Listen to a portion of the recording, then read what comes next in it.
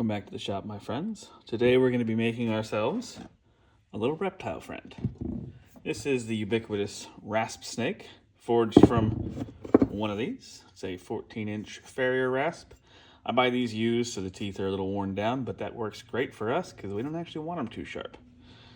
So as you can see, the teeth of the rasp give this quite a great texture with really minimal work. We're just folding it over on itself. So the first step on this is we're going to forge down both sides. This side is going to become the tail, hold it this way, and this side is going to become the head. So let's get the basic shape put in this, and then we'll move on to the next step.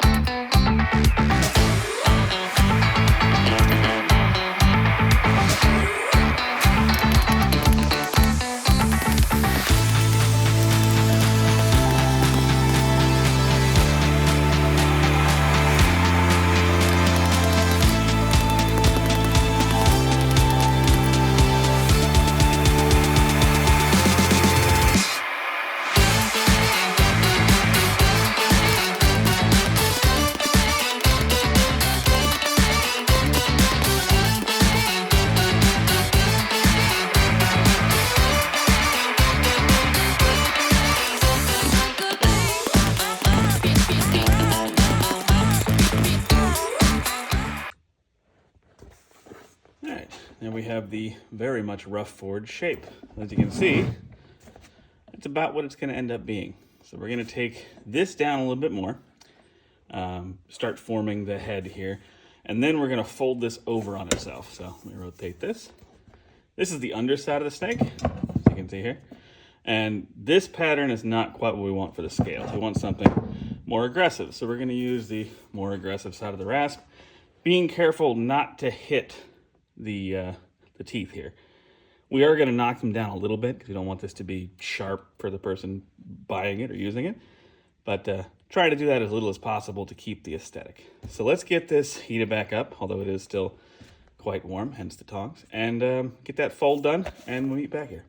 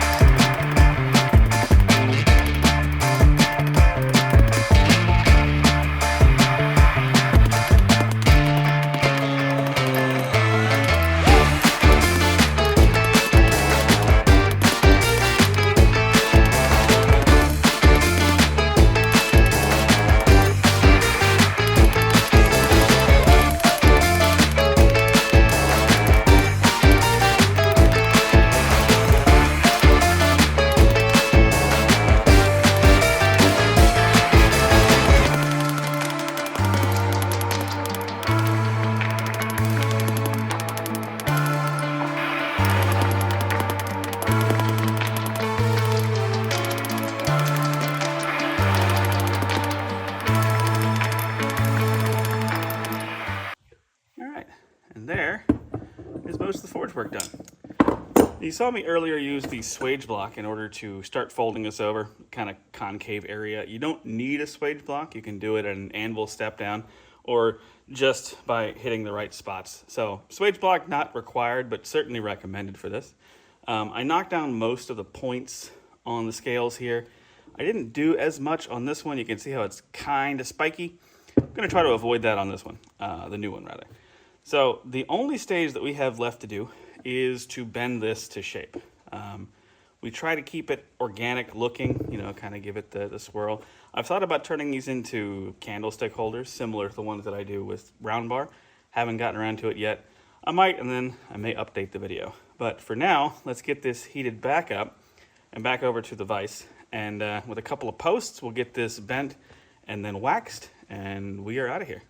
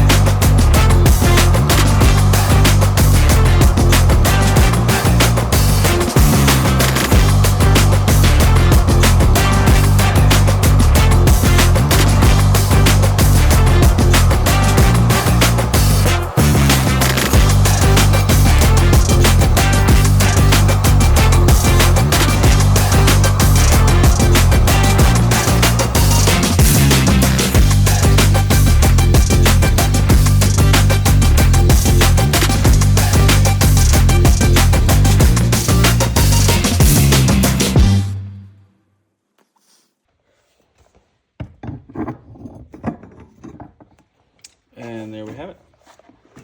2 rasp snakes. These, again, are quite popular with people who want to put them in their garden or on their front stoop or what have you. This is finished in beeswax, while hot. That's why it was smoking. A couple things to note if you do attempt this project. When you go to fold it over, it will want to twist. I call it the potato chip of doom. You'll have to take it to the vise. I didn't show it because it's kind of boring. You take it to the vise and you straighten it out multiple times throughout the process of folding this over. And then obviously it's going to want to kind of go concave as well, so you'll flatten it out in the anvil. But I'm sure you'll be able to figure that out as you go. Well, I appreciate you watching. If there's any questions you have, or if there's anything else you'd like to see, leave them down below. And see you next time.